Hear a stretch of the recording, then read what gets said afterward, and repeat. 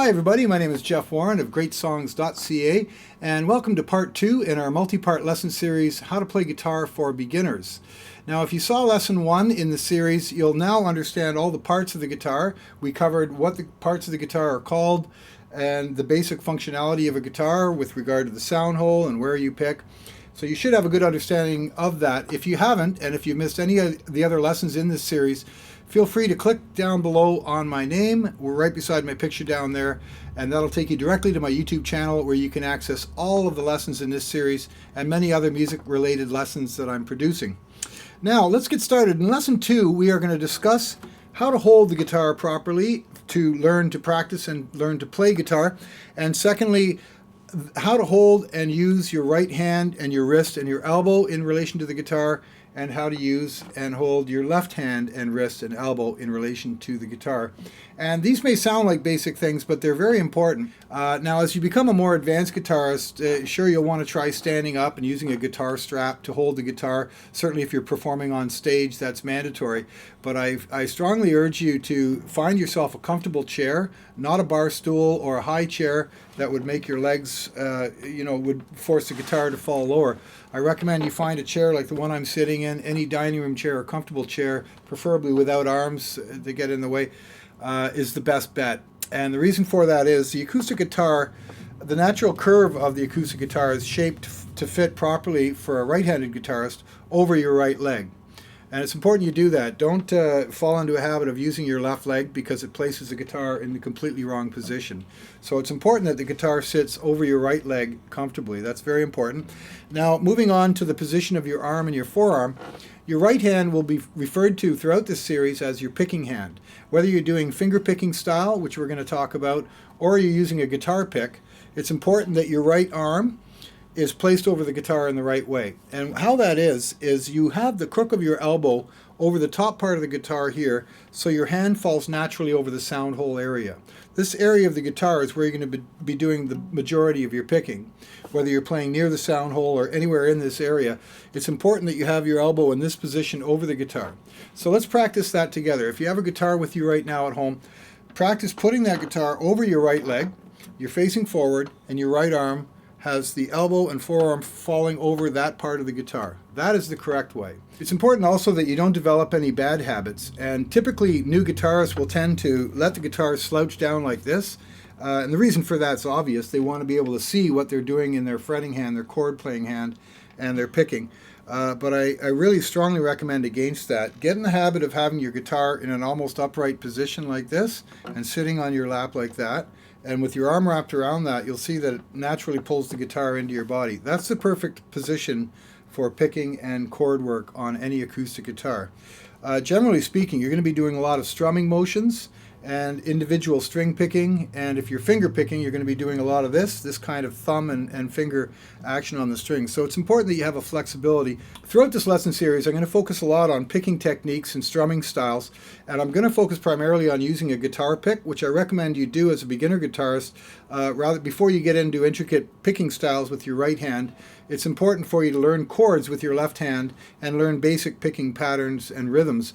And that way, once you've learned those and become really familiar with your chords and you're able to make chord changes without even having to really think about it because of the repetition of the practice of those chords, you can then move on to and graduate up to intricate picking styles. So now let's focus a little bit on the picking hand a little bit more. If you're using the position I've just taught you, you'll see that your hand falls naturally over the sound hole. I want to discuss the fact that there's different places around the sound hole that have different sounds and tonal qualities that you should be aware of. Generally speaking, when you're picking chords, you're in the area of the sound hole. So open strumming the G chord will sound like this. But listen to what happens as I move further away from the sound hole. You'll notice the volume goes down. Louder, softer. If I move back, the further back I get towards the bridge, the more metallic sound you'll get. You can hear the metallic sound as opposed to the open full sound. So the fullest, most rich sound you're going to get is when you pick directly over the sound hole. And this is something you're going to want to experiment over time to build different dynamics and tonal qualities to the sound, depending on the song that you're doing, whether it's an original or something you're trying to emulate somebody else's song. At least be aware up front that there is different sounds depending on where you pick. In addition to how hard you strum the strings themselves, of course, be aware that the sound you're going to get is quite different than you will further back on the bridge. Now let's discuss a little bit about guitar picks. I urge you to go to your nearest music store, and you'll see there's a variety of guitar picks and sizes and shapes. They're either typically pear-shaped, such as this one, or sometimes they're triangular shaped. Other people use homemade picks using any piece of Teflon or plastic. I urge you to try out different picks of different gauges. So if you have a guitar pick with you right now, let's practice how to hold a guitar pick. Now, many people will use many different styles, ranging from placing it between their knuckles, don't recommend that, to using the curl of your finger and your thumb. For me personally, having played guitar for over 30 years and knowing the importance of flexibility of picking, I highly recommend you develop a good habit right off the top, and that's to use your index finger and your thumb to pinch the pick, and this gives you a lot of playing flexibility. Now, if I have my finger and thumb straight up like this, you want to have the pick at a slight angle. That is about 45-degree angle. And the reason for that is I place the pick down against the strings with that angle, with my hand naturally like this. The pick's at an angle that can comfortably and properly play the strings, strum the strings. So that covers most of the fundamental basics you need to know about how to hold your guitar pick and how to hold your right arm and forearm in position in relation to the guitar and how to hold the guitar. Now let's focus a little bit on the left hand. Now throughout this lesson series we refer to your left hand as the fretting hand. As we mentioned in lesson 1, the left hand is where you play chords by pressing down your fingers on the strings on the fretboard. So let's talk a little bit about the proper positioning of your left hand, your fretting hand, on the guitar neck. The first thing I'd like to point out is that it's very important to keep your hand in a comfortable position so that you never feel any discomfort when you're playing a chord. As a general rule, there's no chord anywhere up the neck of the guitar that should ever cause you any pain. If you're ever feeling any discomfort in your hand, it's because your hand and wrist is in the wrong position. So let me demonstrate. In a typical chord we'll call the G, and by the way, of course, in lesson 3, 4, and 5 you're going to learn all the basics of the chords and how to read chord charts. But for now, let me just do some chords and demonstrate to you proper positioning of your left hand. Other guitar instructors will tell you to have your thumb pressed against the back of the neck. I do not recommend that at all. I recommend instead that as you play chords, you move your thumb wherever it naturally wants to go to facilitate where your fingers are on the neck. So, for example, very common chords of the G, the C, and the D, you'll notice, and an F bar chord, you'll notice that the thumb and the left arm and my elbow are in different positions to accommodate those chords so that I can play them comfortably. So again, as a general sort of rule, try to have your hand and your shoulder in line with where you're playing that chord. So if I'm playing a chord way down here, I may need to bring my elbow in to facilitate that. My thumb's moved around to the back of the neck of the guitar. But if I'm playing a G chord, of course, to enable my fingers to press down properly on those chords, the thumb will be sticking up like that. And that's perfectly fine. The main overall rule is that no chord should ever cause you any discomfort in your fretting hand. There are chords that will require you to stretch your fingers up like this. Some of them call them spider chords.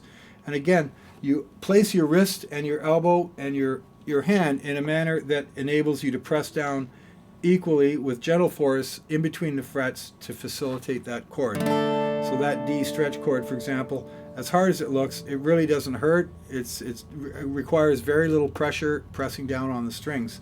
And that's the general thing about chords. You know, you don't have to apply a lot of physical pressure onto the strings to make a chord happen. In fact, if I just simply hold my finger like this, very little pressure applied, you're achieving a note.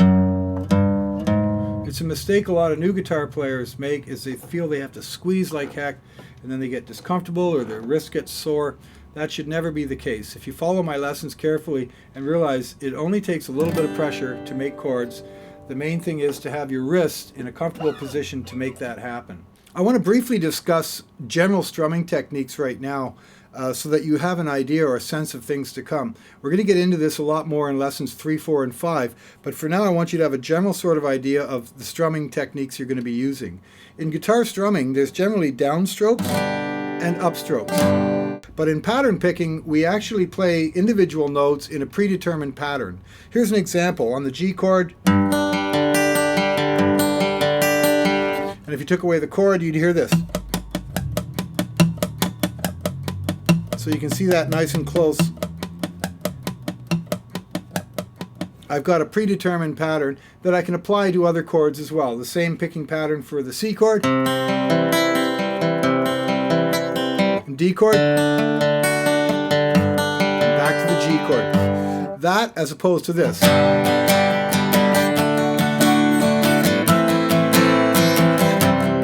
Too intricate.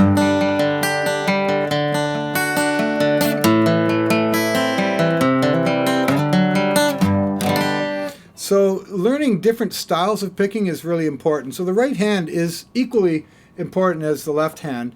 The right hand is what keeps the tempo and the rhythm of the song going, whereas your left hand is more focused on the chords and the positioning of chord formations to form these chords.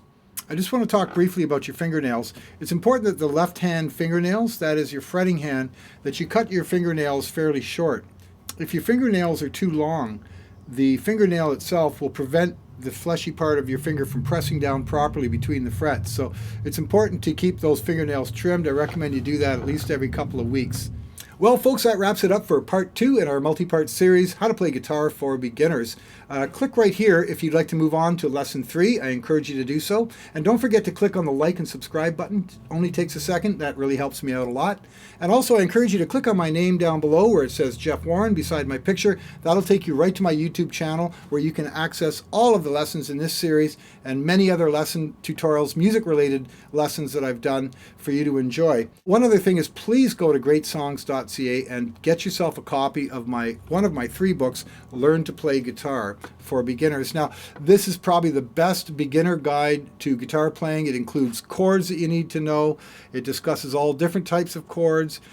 We cover all the basics that I'm teaching in these tutorials, including posture and how to play and how to strum. There's many learning exercises involved. There's 180 chord charts in there, so it's a really good book. And I'm running a promotion right now. I'd really like to sell my own music to you. So if you only buy 3 songs for $1 each on my website, you can get the entire 4-book lesson series at greatsongs.ca. So take a moment and check it out. Hundreds of people have enjoyed and benefited from my guitar lesson series, so I hope you do too. Anyway, you guys, take care, and let's move on to lesson 3. Bye for now.